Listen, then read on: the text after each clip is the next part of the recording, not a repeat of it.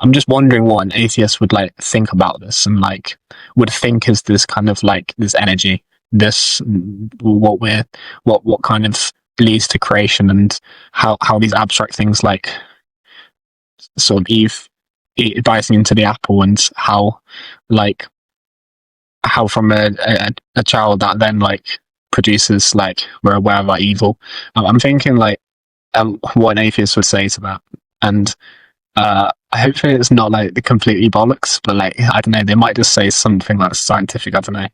Well, look, I think the way I would see that is they could probably explain away everything with their scientific philosophy and a set of facts, and think that what I'm saying is bullshit. But I think that's fine if that worldview serves them.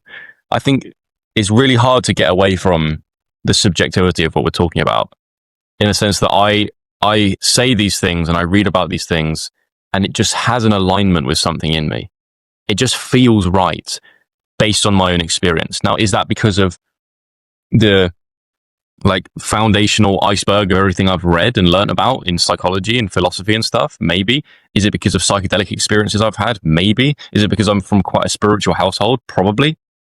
And if somebody doesn't have that fundamental alignment or feeling from what I've said, then it's probably not going to get through to them, and that's okay.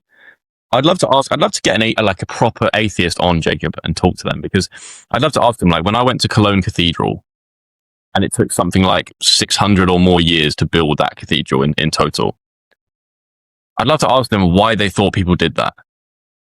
Because if God is just, if the Bible or whatever religious text is just a set of fiction that people just are stupid enough to believe, then why did we spend 600 years building one of the greatest buildings in the world to devote ourselves to this being that apparently doesn't exist? Why would we do? Are we just that stupid? Because the probability that we're that stupid, to me, seems less than the probability that we had a sense there's something going on beyond our understanding. There's a mystery beyond our understanding, and buildings like that are a sacrifice we make to try and give back to that force that's given us everything. They'd probably say like religion is the opiate of the masses, and that like alas, Christianity like the perfect lie, and like it is an illusion. But the point is that it's a good illusion. But maybe your atheism is also your opium.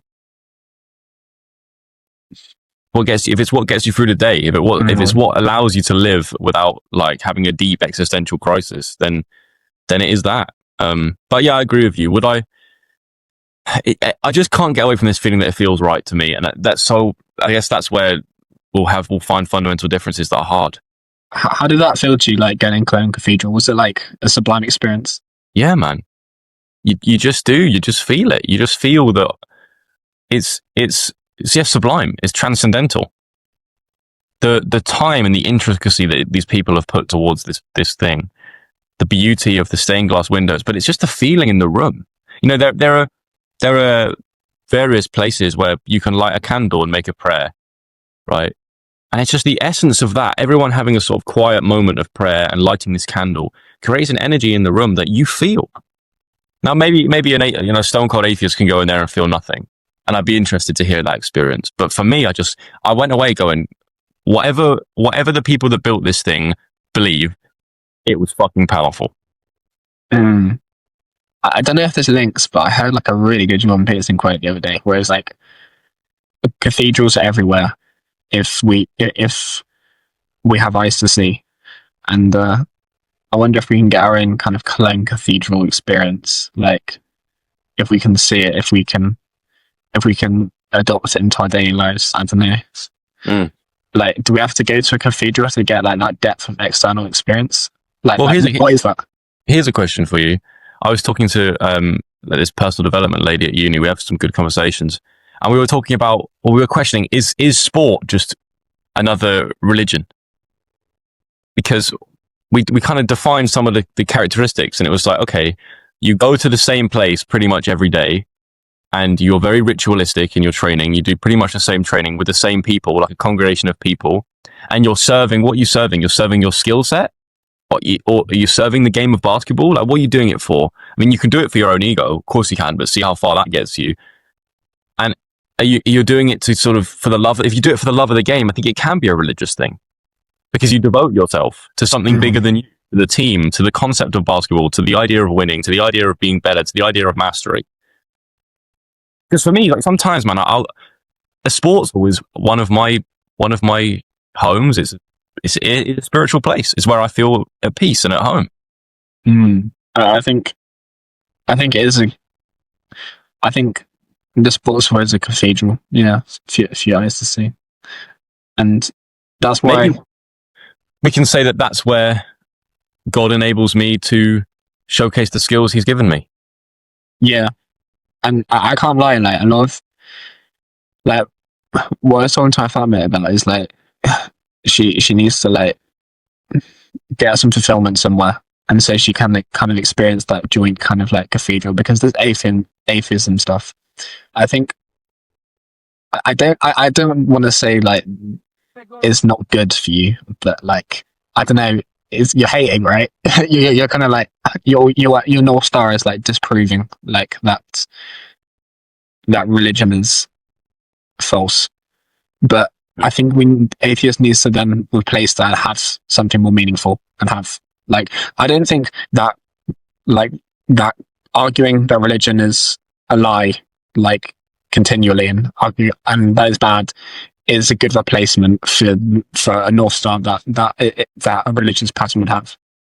Well, I've been looking at part of the research into some of this area for my dissertation, and like there are some papers that do show that generally speaking, across atheists, agnostics, and religious believers, their idea of what makes life meaningful is pretty much similar. Like recurring themes come up: family, freedom, things like that, like service to helping other people. Those very broad themes everyone kind of agrees upon. So I think we do have an agreement of what life should be. Some people reject the story element of it. But it's actually something I also read in another paper yesterday or the day before yesterday, around this, because I'm looking at the spiritual but not religious demographic. And this lady, I forget her name now, but she wrote this book about it. And she said something that one of the characteristics of these people is they see religious texts metaphorically, not literally. And of the spiritual people. Yeah, and that resonates with me. So I think you've got three perspectives. If you take the story of Genesis, right? A creationist, a literalist Christian will say that that's how God created the world. I don't agree with that, but if that serves them, fantastic. Then in the middle is people like me that go, I can see what that story is trying to communicate about human nature. I don't think it actually literally happened, but it's very valuable to try and understand what was trying to be communicated. And if that serves you, fair enough. Or you've got the people that go, well, it's just a story about people eating fruit and a snake and it has no value. I think that's the side that I would love to talk to an atheist about the meaning that you can draw as a non-believer from religious texts.